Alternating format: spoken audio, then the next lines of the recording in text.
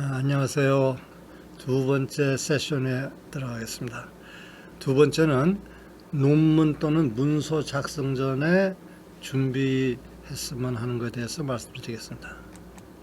보통 우리가 어느 분야에 대해서 연구를 하거나 문서를 작성하거나 하게 되면은 사전에 그 분야의 선배들이 이미 발표된 자료가 어떤 것이 있는가 이걸 조사를 하는 게 중요하죠. 그래서 이걸 뭐 영어로는 technical review, 뭐 technical survey, literature survey, 뭐 literature review 등등 표현을 해요.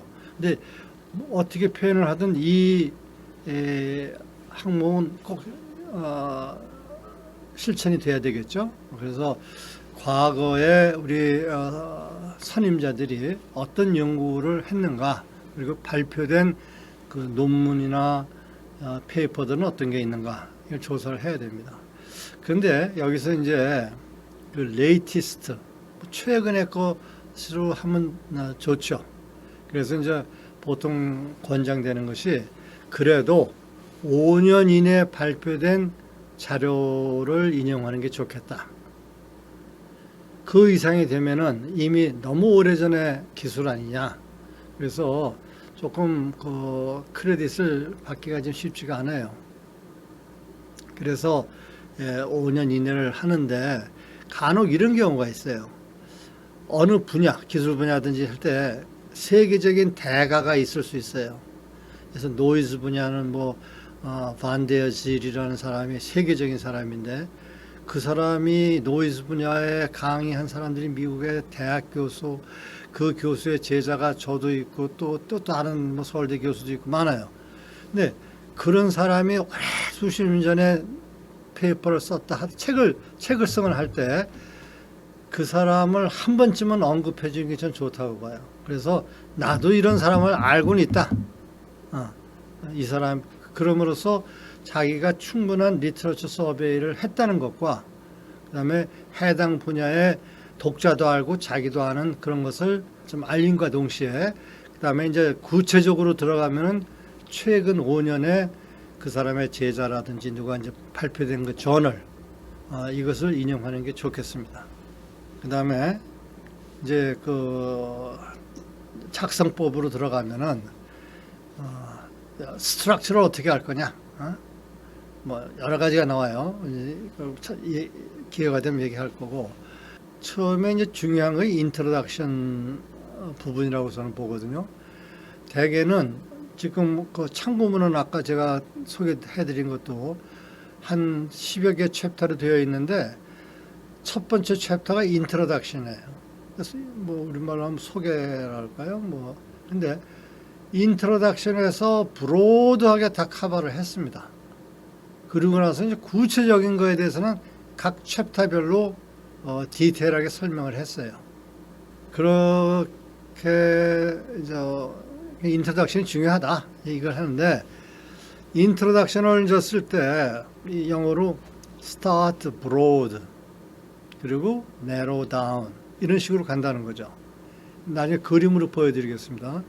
근데 처음에 그 어느 기술 분야를, 물론 이제 박사나 뭐 석사라도 논문을 쓸 때는 기술이 구체적으로 되죠. 근데 처음부터 구체적인 이야기를 하면은 많은 독자의 관심을 끌기가 힘들어요. 그 분야 사람은 관심이 있지만은, 그래요. 그래서 처음에는 브로드하게 넓게 시작을 하면은 많은 사람들이 관심을 가지고 보기 시작하게 되죠. 그래서 전기 모타 중에서도 뭐 요새 뭐 프리퀀시 인버터를 이용한 뭐 초고속 모타 이렇게 하면은 초고속 모타 안 하는 사람은 안 보죠. 근데 이제 전기서부터 시작을 하면은 전기하는 사람들은 많거든요. 또 모타, 그냥 평범한 모터서부터 시작하면 많은 사람이 알죠. 그래서 이 기술 분야를 소개할 때 자기 분야를 그냥 처음부터 소개를 하면은 바람직하지가 않고, 처음에는 브로드하게 시작을 해서 차차차차 내로 다운 하는 거를 책에서도 권장하고 있습니다. 그 다음에 기술 문서의 경우 석박사 논문도 마찬가지입니다. 보통 이제 실험을 해서 자료가 쌓이고 그 자료의 데이터에 의해서 이제 뭐 결론이 나게 되겠는데, 원래 데이터가 되게 이제 원래 데이터는 손으로 쓰게 되는 경우가 많습니다. 근데 그 손으로 이제 연구 노트 같은 데다가 보통 쓰게 되는데, 그 연구 노트에 대한 개념이 우리나라에서는 좀 부족한 것 같아요. 지금 이 강의 듣는 사람 중에 기업의 연구소에도 있을 수가 있고, 그다음에 국책연구원의 연구원도 있을 수가 있는데, 자기만의 연구 노트가 있는지 한번 확인해 보세요. 제가 미국에 가니까 그때 그 주립대학이었는데, 그 연구실에 연구 노트가 두께가 한 4분의 3인치 두꺼운 연구 노트가 그냥 딱 줘요. 그거 보니까 페이지마다 일련 번호가 다 찍혀 있어요. 1, 2, 3, 4, 5, 6. 그리고 모든 데이터를 여기다 적어라 이거죠. 그래서 야, 그거 이상하다. 나중에 보니까 그 운영하는 것이 연구 노트를 찢으면 절대 안 돼요. 왜? 너 인마 그 연구 데이터 왜 없어졌어? 뭐 조작하려고 그랬어? 이렇게 되는 거예요. 그래서 함부로 tear 찢어도 안 되고, 그다음에 잘못 입력이 되면은 고무로 짓거나 그게 안 돼요. 하지 말래요. 그럼 뭐냐? 손으로 그거 크로스를 하고 다시 쓰라 이거지. 그 옆에다가. 근데 이제 그런 거를 고무로 짓고 어쩌고 그러면 오해의 여지가 있으니까 그러지 말라는 거예요. 그래서 그 찢지도 말고. 그래서 나는 이제 미국에서 공부하고 국방과학연구소에 왔는데, 오자마자 그냥 연구원들한테 그냥 연구 노트 하나씩 탁 페퍼를 했어요. 웃음의 말이지만. 그리고 또 우리 엔지니어들이니까 툴을 사는데, 그 당시만 해도 우리 국산 툴이 좋은 게 없었어요. 그래서 내가 그때 이제 연구비 마음대로 잘 쓰라고 할 테니까 미제 중에서도 제일 좋은 엑스라이트라는 그 툴을 구입을 해가지고 연구원들한테 전부 배포를 했어요. 야, 좋은 툴을 써봐야 뭐가 좋은 거 나쁜 거 알 거 아니냐. 그래서 그런 에피소드가 있었습니다. 하여튼 연구 노트를 잘 훼손되지 않도록 하고, 나중에 무슨 문제가 생기면 그건 보여주면 되는 거죠. 그 다음에 이제 마지막에 논문 후반부 컨클루전을 하게 되죠. 근데 여기서 중요한 게 이제 있는데, 미래 연구자들을 위한 연구 방향 제시, propose for future study. 이게 꼭 들어가는 것이 중요해요. 아마 어떤 실험을 하나 하고서 그걸로 끝나는 경우는 없어도 들리는지 모르지만, 석박사 논문은 특히 미래, 내가 여기까지 어느 한 분야를 연구했는데 내가 시간이 없어서 여기까지 했지, 시간만 있으면 다음에 할 거는 이거다, 내가 아니고 다른 사람이라도 관심 있는 사람은 이걸 해라 하고 프로포즈 하는 거예요. 그래서 이 Propose for Future Study를 하면은 심사위원들이라도 이 친구는 방향을 아는구나, 연구 방향을. 그 점수를 따죠. 말 안 하는 것보다 그 언급을 하는 게 굉장히 좋습니다. 그 다음에 논문 또는 문서의 후반부로 가면 참고 문헌을, 대개 이제 참고 문헌은 후반부에 있게 되죠. 제일 마지막 쯤에 references 또는 뭐 bibliography 했는데, 저자의 ABC 순으로 표기하는 것이 권장됩니다. 그러니까 그건 같은 논문인데 저자가 다르다 할 때는 ABC 순으로. 그 다음에 출판사가 책의 경우는 출판사가 있게 되죠. 그 사실은 그 레퍼런스를 쓰는 법도 있습니다. 물론 그거는 이제 잘 모르실 때는 유명한 책이라는 게 되게 유명한 출판사에서 나온 책입니다. 프린티스 홀이라든지 매크로힐 같은 거, 이런 데서 나오는 출판된 책은 믿을만 해요. 함부로 책을 안 만들거든요. 저도 아직 그런 데서 책을 못 냈으니까.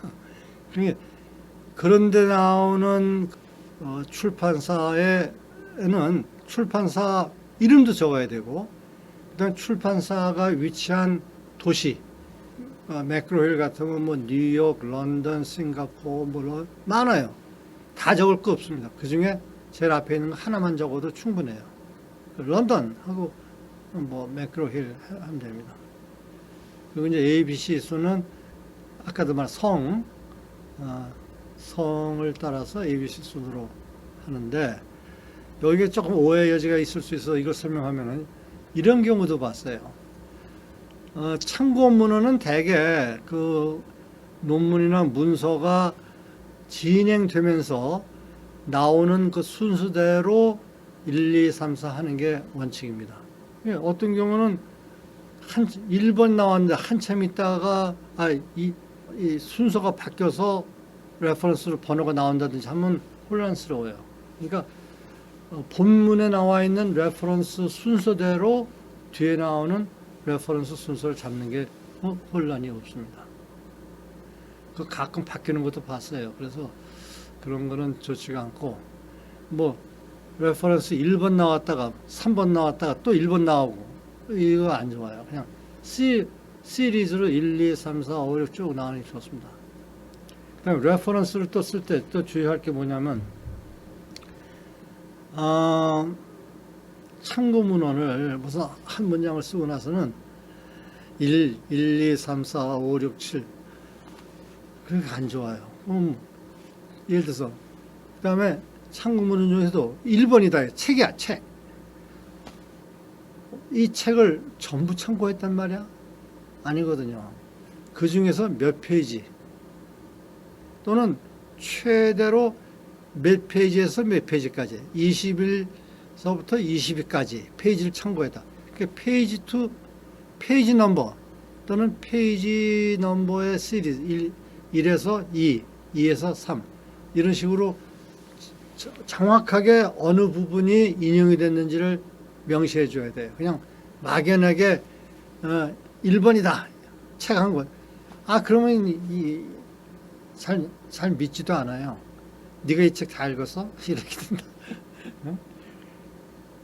그래서 책의 에피소드로 이렇게 웃음에 의해 뭐냐면은 그렇게 광범위하게 샀는데 심사위원 중에 페이퍼가 거기에 있을 경우 심사위원이 질문을 할 수가 있어요. 야, 너 그거 이거 봤어? 그러면 그때 거짓말하면 안 되지.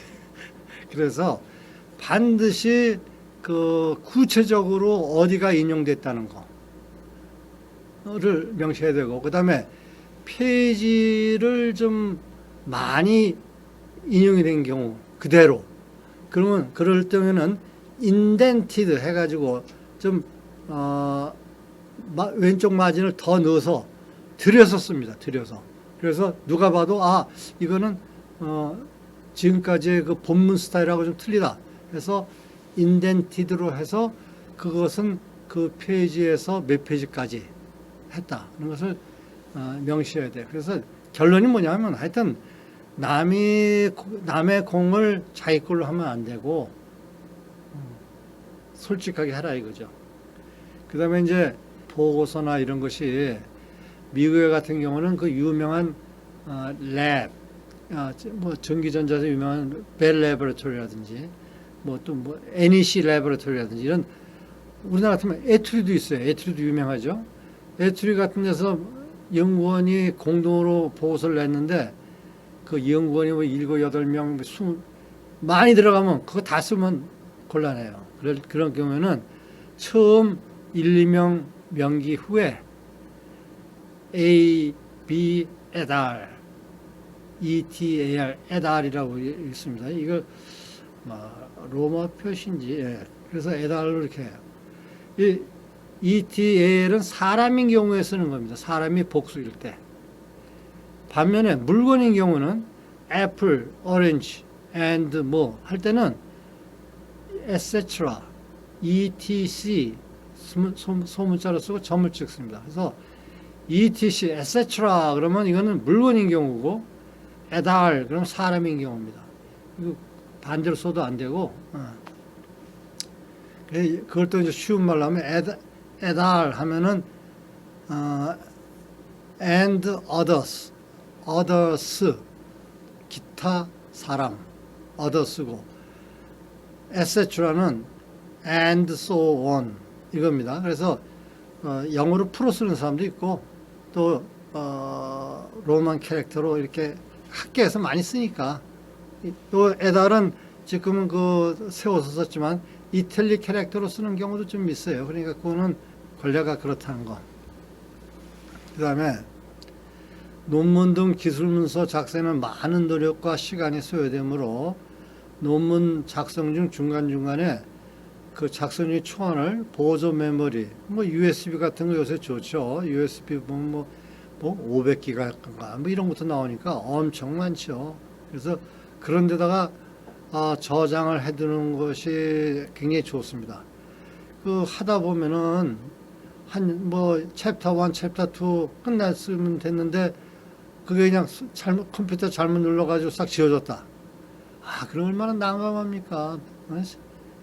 시간도 시간이고 돈도 돈이고 난감하죠. 그래서 보조 메모리, 저는 이제 USB를 생각하죠. 최근에 옛날에 그 책에는 플라피 디스켓 하라고 그랬어요. 지금 플라피 디스켓 쓰는 사람이 없으니까 USB 이런 데다 그 저장을 중간중간 하시라고. 사실 저희 강의 자료 준비하다가 파워포인트로 했는데 중간중간에 잘못 눌러서 지워졌어요. 그래서 이제 그 프로텍션 세이브를 오토 세이브 기능을 계속 눌러가면서 했다고. 네? 이게 간단한 그 몇 시간짜리 준비하는데도 그러는데 정말 몇 년짜리 이런 연구가 한순간에 잘못되면 안 좋죠. 그래서 저장해 두는 것을 권한다. 다음에는 이제 권장되지 않는 것들과 권장되는 것들 이거를 얘기할까 합니다.